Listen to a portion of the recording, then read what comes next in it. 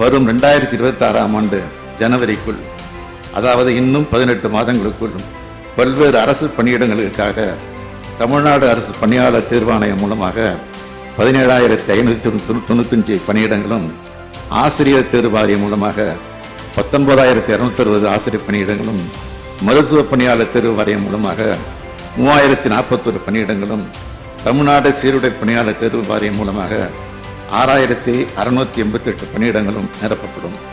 அதாவது வரும் 2026ஆம் ஆண்டுக்குள் ஜனவரி மாதத்திற்குள் மொத்தம் 46,584 பணியிடங்கள் நிரப்பப்படும் என்பதை தெரிவித்துக் கொள்கிறேன். இது தவிர சமூக நலத்துறை, நகராட்சி நிர்வாகம் மற்றும் குடிநீர் வழங்கல் துறை உள்ளிட்ட முக்கிய துறைகளில் காலியாக இருக்கக்கூடிய 30,219 பணியிடங்களும் நிரப்பப்படும்.